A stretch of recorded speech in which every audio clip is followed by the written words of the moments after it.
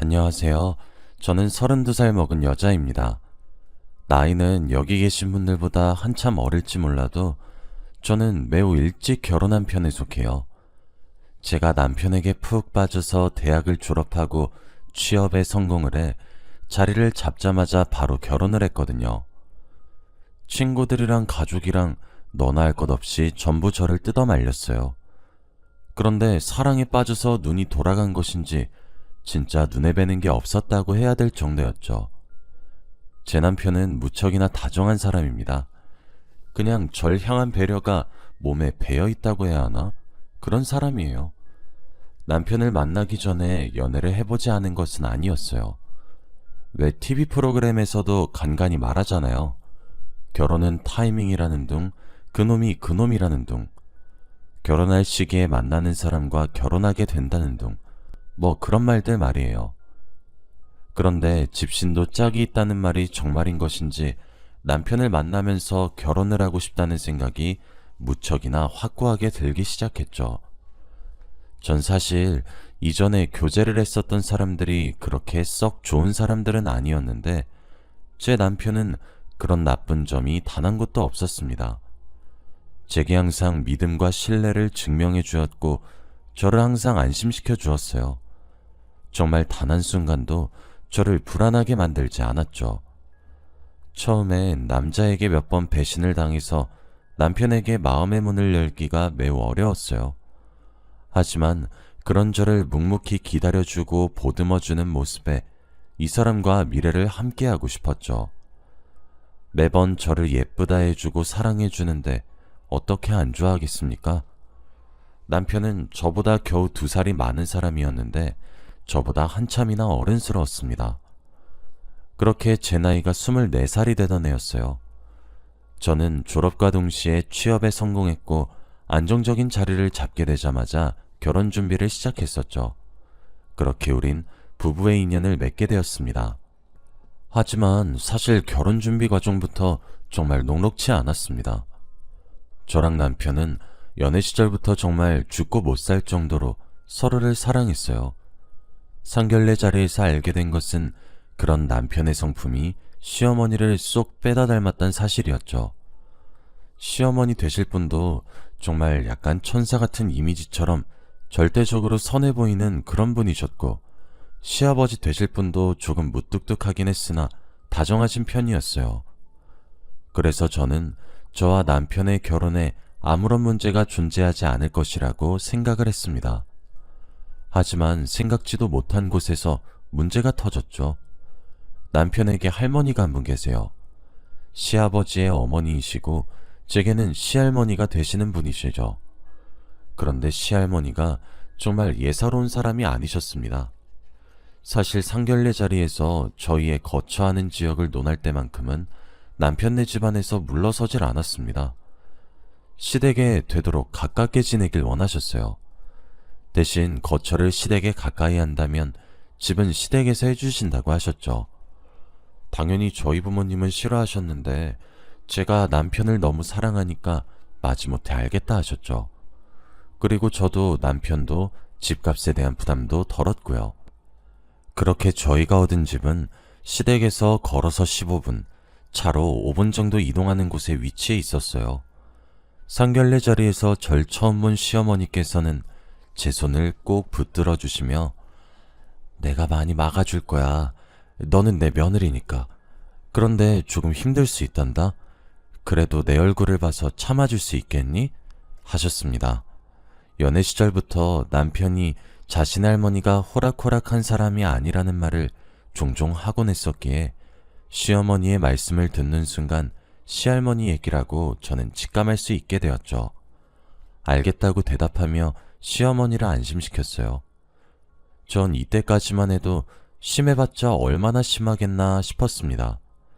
결혼을 하기 전 시할머니께도 인사를 드리려고 했는데 남편과 시부모님들이 이르게 만나서 좋을 것 없다고, 일찍 만나든 늦게 만나든 욕만 먹을 것이 분명하니 굳이 그럴 것 없다고 절 말렸습니다. 저야 뭐 불편한 자리를 안 가도 된다고 하니 속으로 좋아했죠. 그래도 아예 안 보고 살 순 없잖아요. 그렇게 결혼식을 일주일 앞둔 시점에서 저는 시할머니와의 첫 만남을 가지게 되었습니다. 시할머니는 시부모님이 함께 살면서 모시고 계셨어요. 시할머니는 저를 보자마자 처음 하셨던 말씀이 무엇인지 아시나요?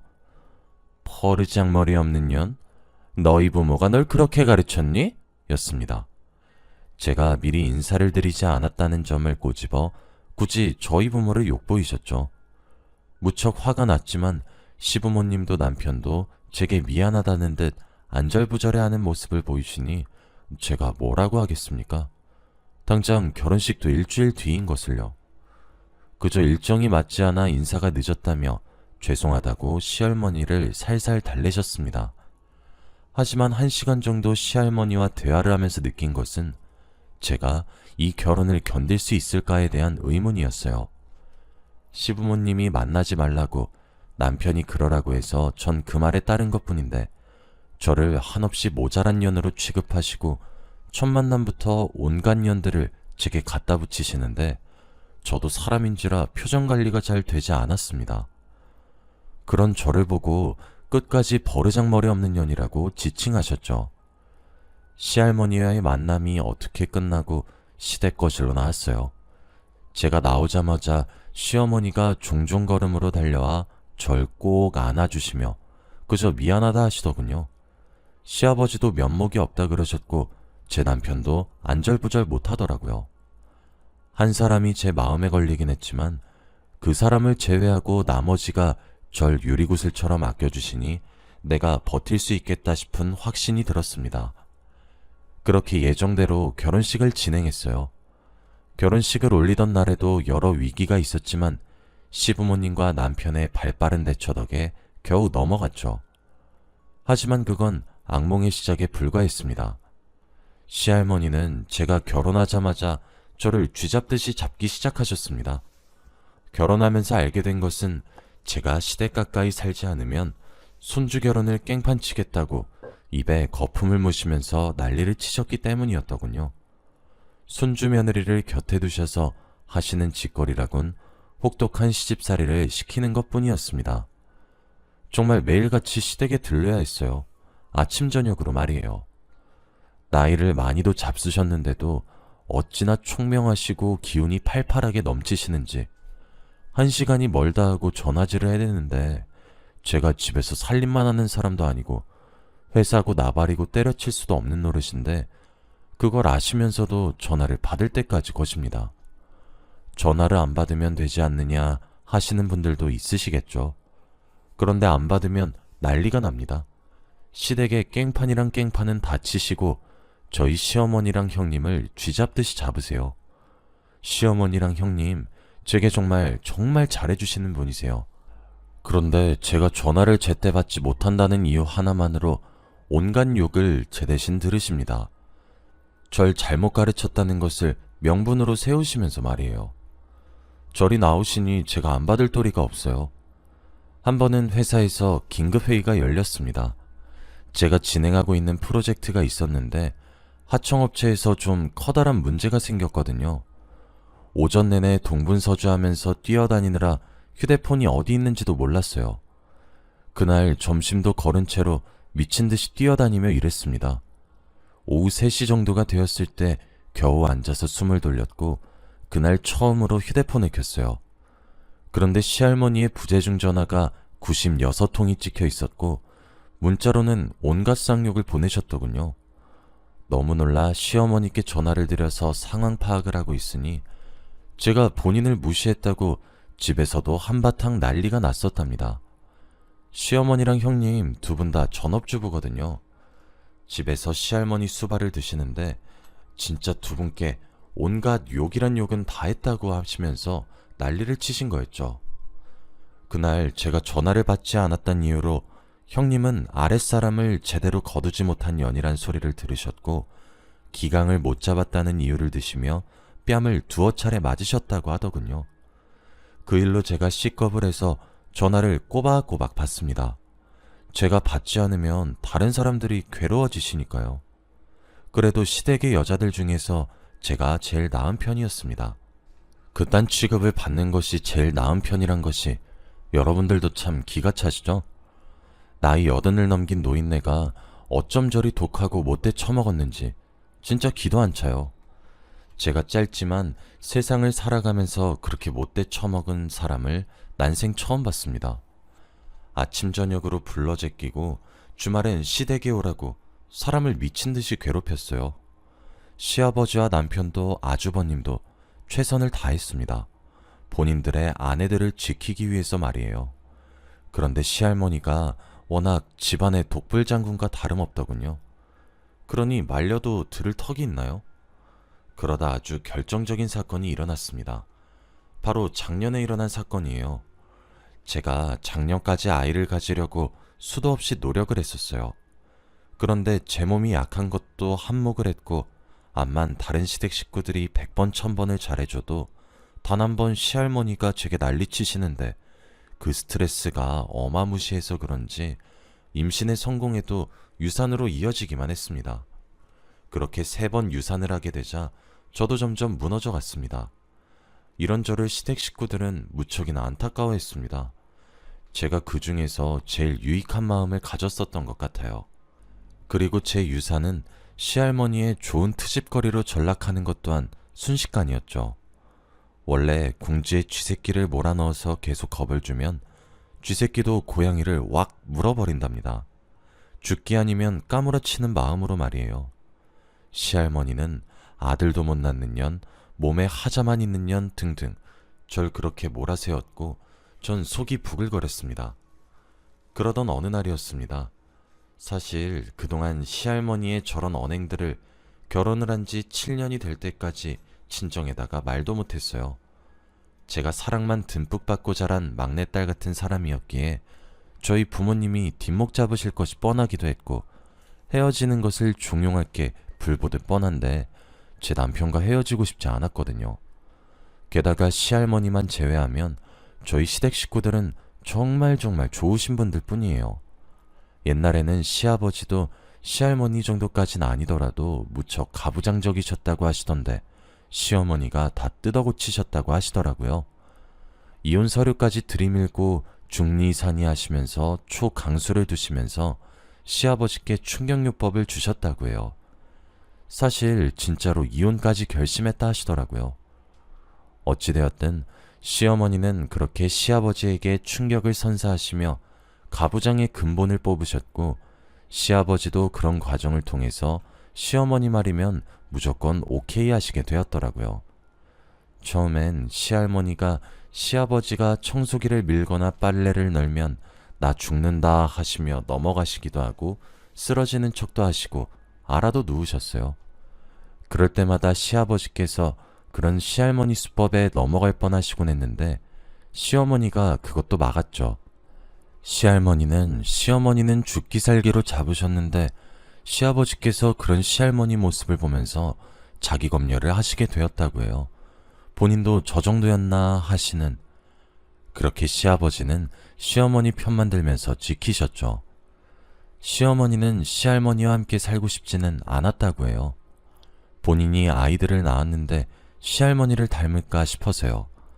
게다가 아들을 낳으면 몰라도 딸이 태어났을 때 받을 상처가 너무 끔찍하셨다 하셨죠. 시어머니는 그때 시아버지께 요구했어요. 본인을 선택해서 아이도 낳고 잘 살던가 아님 이혼하자고요. 이런 환경에서 좋은 가정을 꾸릴 자신이 없다고 하시면서요.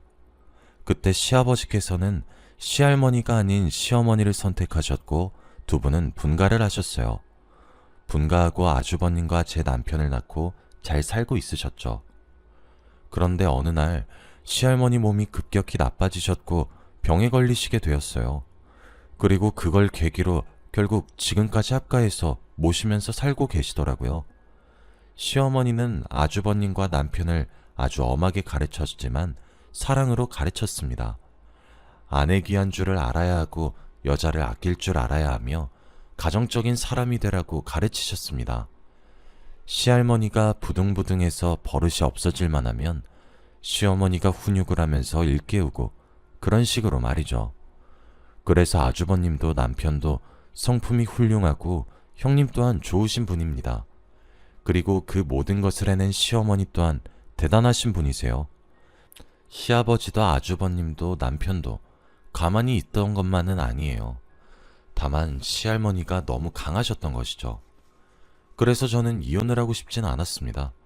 그렇기에 친정에다가 숨겼어요. 저희 부모님은 당장 갈라서라고 말을 할 것이 뻔해서요. 자꾸 유산을 반복하다 보니 친정에서 제 걱정이 이만저만이 아니셨어요. 저도 스트레스를 받으며 점차 우울감에 빠져 살기 시작했죠. 시할머니고 나발이고 진짜 꼴도 보기 싫더라고요. 형님이 피해를 보든 시어머니가 타박을 받든 그것도 제가 여유가 있어야 시할머니 시집살이를 견디는 건데 아이를 3번이나 떠나보내면서 제게는 한 톨의 여유도 남아있지 않은 지 오래였어요. 그깟 시할머니가 뭐라고 제 아이들을 떠나보내야 하는지 억울해서 미칠 것 같았고 밤잠도 설칠 정도로 힘들어했어요. 그리고 그런 저를 보며 남편은 정말 살뜰히 보살폈죠. 계속 피했습니다.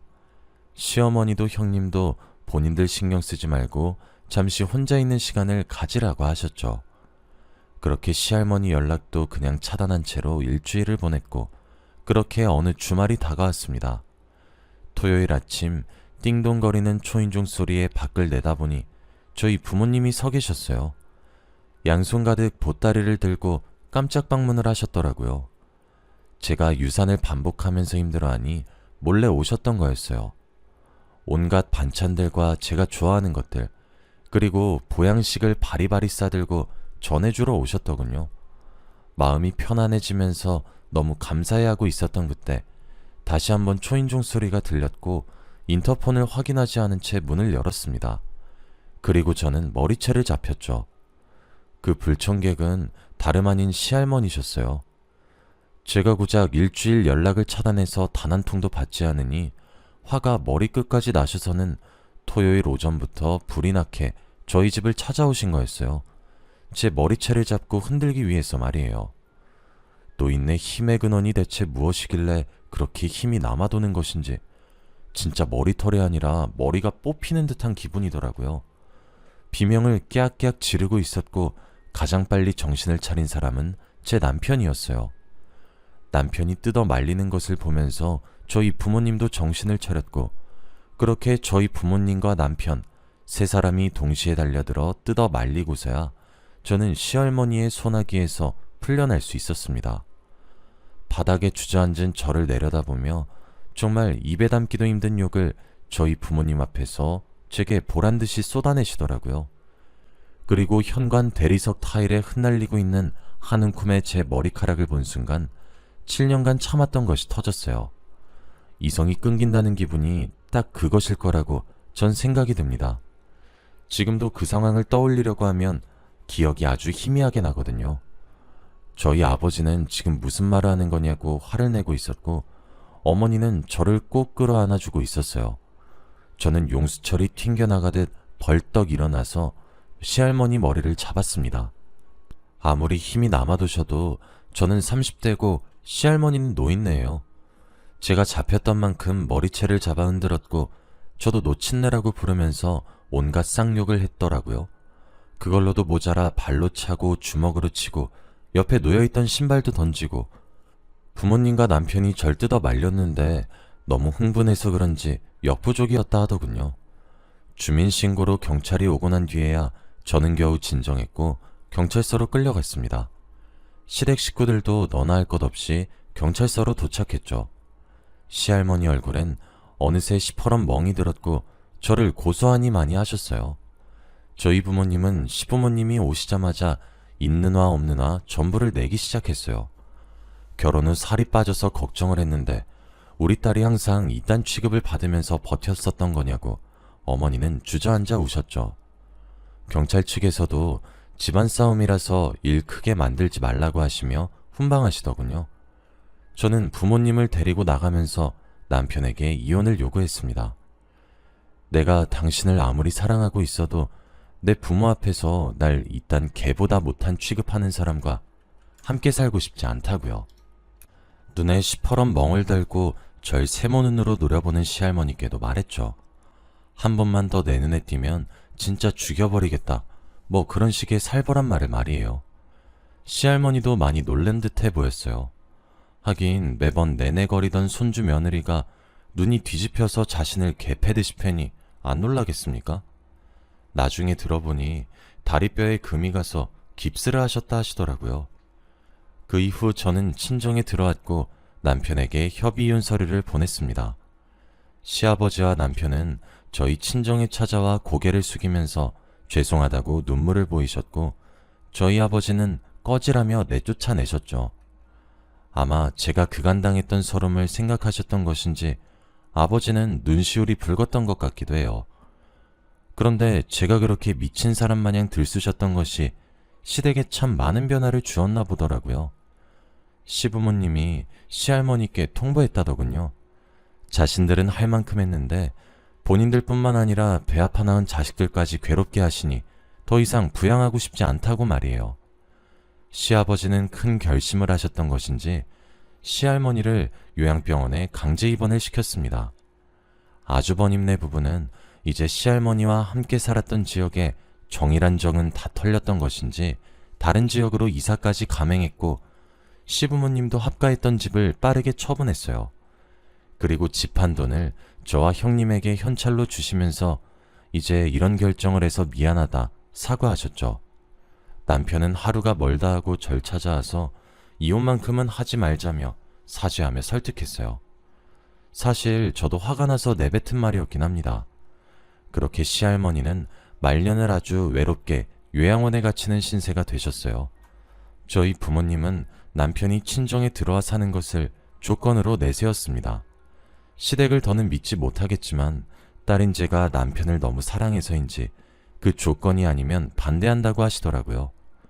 남편은 기꺼이 친정으로 들어왔고 지금 저는 저희 부모님과 함께 살고 있습니다. 시아버지는 제 얼굴을 볼 면목이 없다고 하시며 제 앞에 나타나는 것도 꺼리시곤 합니다. 저는 시간이 약이겠거니 하면서 기다리고 있어요. 시댁 식구들은 제게 참 좋은 기억만 남겨주신 고마운 분들이시거든요. 아마 그들이 없었다면 저도 시할머니의 혹독한 시집살이를 견디지 못했을 겁니다. 여기까지가 제 이야기입니다. 저는 이제 그 노친네의 소나기를 벗어난 지 오늘이 딱 1년이 되는 날이에요. 그리고 제 뱃속엔 드디어 아이가 자리를 잡고 있고 말이에요. 요즘은 너무 행복한 나날들의 연속입니다. 그동안 시할머니는 요양병원에 강제로 들어가게 되고 난 이후 병원에서 한동안 난동을 피우셨고 시부모님께 하루가 멀다 하고 연락을 하면서 갖은 난리를 피우셨어요. 하지만 이번엔 시아버지도 시할머니의 연락을 아예 무시하시더군요. 불호령을 내렸던 자식도 손주들도 며느리의 손주 며느리들도 본인을 외면하자 그제서야 과오를 후회했다고 합니다. 뭐 이것도 사실 악어의 눈물 수준이겠지만 말이에요. 저는 속이 후련하네요. 아마 시할머니에게 모든 사람들의 외면이 최고의 벌이지 않나 싶네요. 저는 제 아이가 데려올 며느리에게 꼭 우리 시어머니 같은 사람이 될 겁니다.